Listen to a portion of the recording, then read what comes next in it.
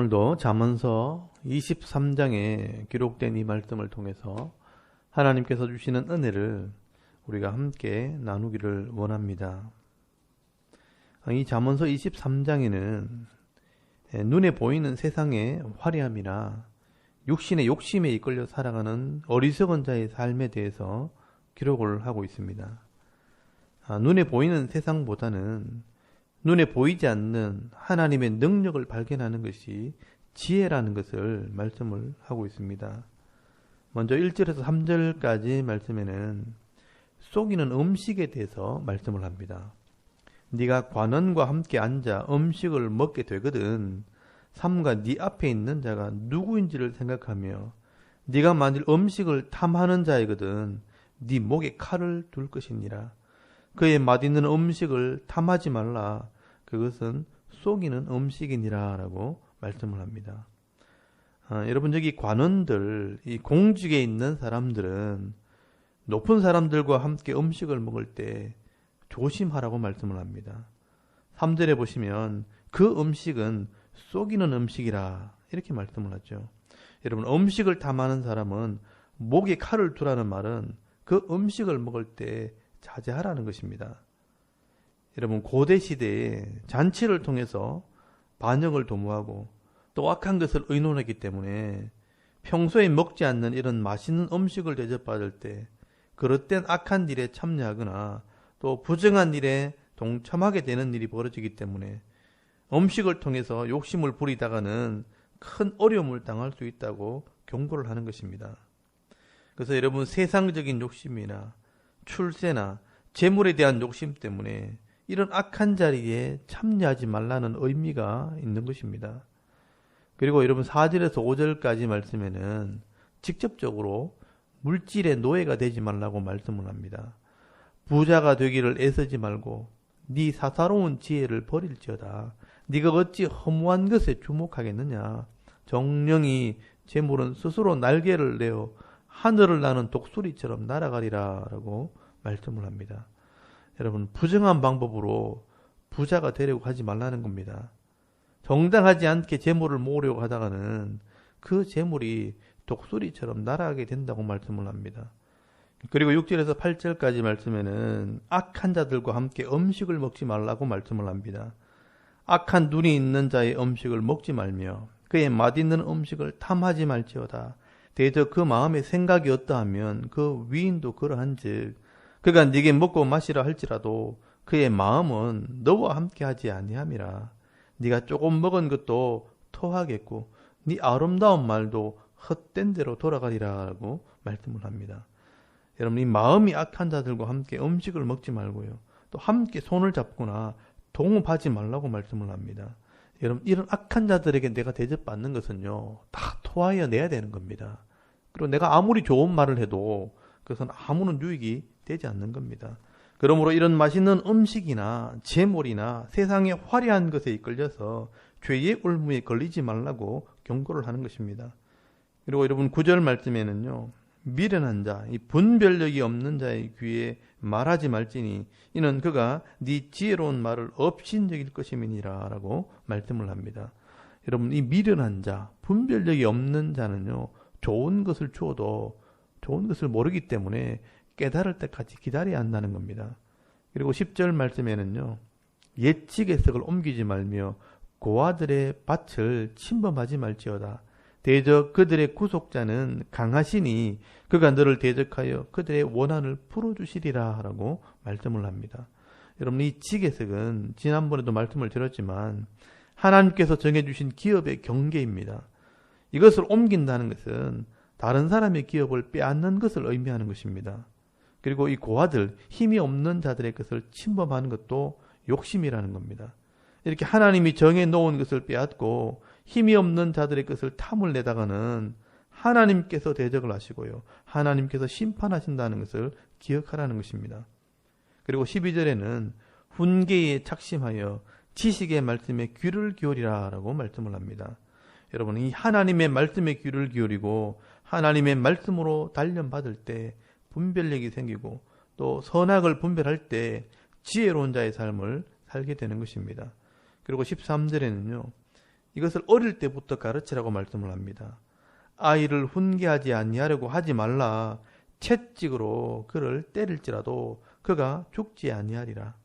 네가 그를 채찍으로 때리면 그의 영혼을 스올에서 구원하리라 라고 말씀을 합니다.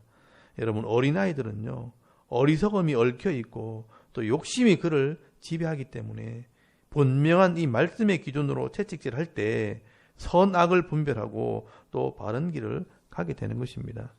그래서 여러분, 어릴 때는 매를 사용하지만 어른이 되어서는요, 사람 막대기와 인생 채찍을 통해 하나님이 우리를 단련하십니다. 여러분, 오늘도 이 인생의 고난을 통해서 하나님의 음성을 들을 수 있는 자가 바로 지혜로운 자라는 것을 알아야 합니다. 그래서 여러분, 시편 119편 67절 말씀해 보시면 고난 당하기 전에는 내가 그릇 행하였더니 이제는 주의 말씀을 지키나이다 라고 말씀을 합니다. 그리고 시편 119편 71절에는요. 고난 당하는 것이 내게 유익이라 이로 말미암아 내가 주의 율례를 배우게 되었나이다 라고 말씀을 합니다. 여러분, 어린 아이들에게는 매가 또 어른들에게는 고난이 이 하나님 말씀을 깨닫게 하는 양약이 되는 것입니다. 그래서 여러분, 이런 지혜를 깨달은 사람들은 고난도 유익이 됩니다. 15절 말씀해 보시면 내 아들아 만일 네 마음이 지혜로우면 나 곧 내 마음이 즐겁고 만일 네 입술이 정직을 말하면 내 속이 유쾌하리라 라고 말씀을 합니다. 여러분, 우리가 말씀을 깨닫고 지혜로운 삶을 살고 또 바른 말을 하게 되면 결국은 하나님께서 기뻐하신다는 것입니다.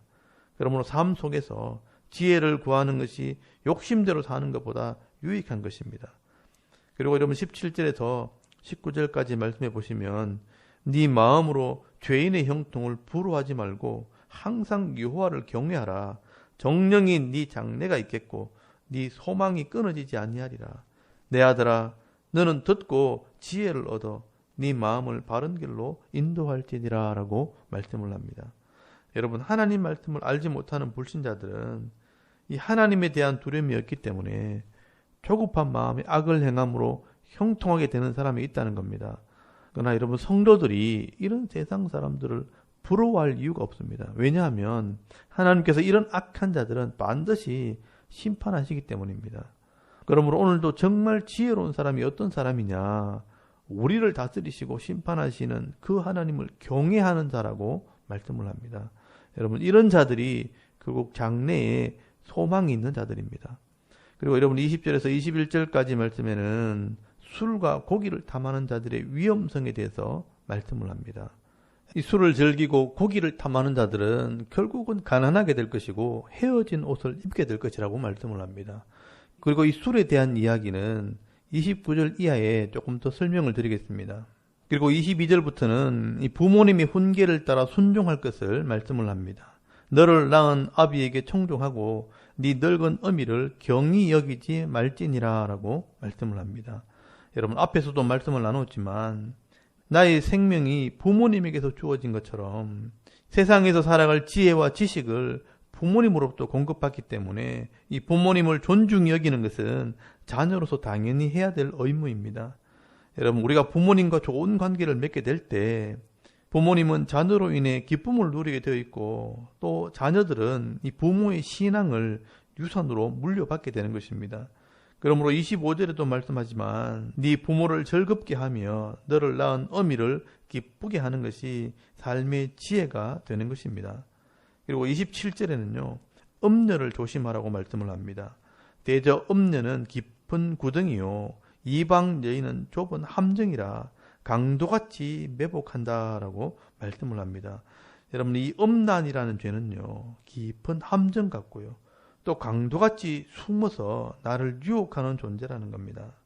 그리고 그 속에는요 악한 영들의 역사가 있기 때문에 우리 영혼과 육신이 함께 망하게 되는 것입니다. 그러므로 우리가 이 하나님 말씀에 분명한 기준을 가지고 있지 않으면 이 음란의 올무에 걸려서 언제든지 실족하고 넘어질 수 있기 때문에 항상 정신을 차리고 깨어 있어야 할 것을 말씀을 하는 것입니다.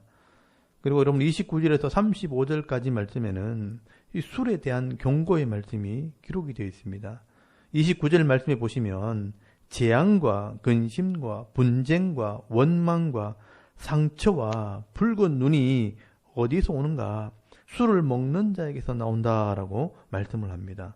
여러분, 술은요, 31절 말씀에도 보시면 순하게 내려가지만 뱀같이 독사같이 쏜다라고 말씀을 합니다. 여러분, 이렇게 술을 먹는 사람들은요, 기분 좋게 좋은 분위기에서 술을 먹기 시작하지만 시간이 지나면요, 판단력을 잃어버리고 말을 함부로 하다가 결국은 싸움이 벌어지고 자기가 무슨 일을 하는지도 모를 정도로 인사불성이 되어서 사람답지 못한 행동을 하게 되는 것을 보게 됩니다. 그래서 여러분, 33절 말씀에 보시면 눈에 괴이한 것이 보이고 구부러진 말을 하고 바다에 누운 것처럼 비틀거리고 때려도 아프지도 않고 감각이 없는 자같이 된다라고 말씀을 합니다. 그런데 또 술을 깨고 나면요, 정신을 못 차리고 또 술을 찾게 됩니다. 결국 술에 마음을 빼앗기고 매여 사는 자들은 어리석은 삶이 되는 것입니다. 근데 여러분, 사람들은요, 내가 술을 이길 수 있다고 자만하지만 절대로 사람이 술을 이길 수 없습니다. 술이 사람을 먹게 되고요, 몸도 망가지고 영혼도 망가지는 것입니다. 여러분, 솔로몬은 오늘 이 잠언서 23장에서 남자가 사회생활을 하다 보면 많은 사람들과 만나서 식사도 하고 모임을 가지게 될 때 어떻게 하는 것이 지혜로운 삶인가 하는 것을 가르치고 있습니다. 식사 대접을 하되 과하게 하지 말고 술과 여자를 가까이 하기보다는 하나님을 경외함으로 말씀으로 단련받아서 분별하는 삶을 살 때 하나님과 사람들에게 지혜로운 사람이라 칭찬을 듣게 된다는 것을 말씀을 하고 있습니다. 여러분, 26절 말씀을 다시 보시면요, 내 아들아, 네 마음을 내게 주며 네 눈으로 내 길을 즐거워할지어다 라고 말씀하는 것처럼 오늘도 이 하나님 말씀을 마음에 새김으로 세상 속에서 어리석고 미련한 자의 삶을 살기보다는 지혜롭고 명철한 자의 삶을 살아가므로 하나님을 기쁘시게 하는 성도가 다 되실 수 있기를 주의 이름으로 축원합니다. 아멘.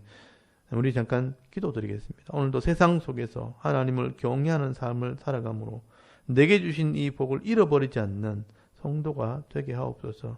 또 나라와 섬기는 교회와 가정과 특별히 세상 속에 살아가는 남편과 자녀들을 위해서 또 개인의 기도 제목을 따라서 기도하고 오늘 하루 삶을 또 시작할 수 있기를 바랍니다. 다 같이 우리 하나님께 한번 기도드리겠습니다. 살아계신 하나님, 은혜를 감사합니다. 오늘도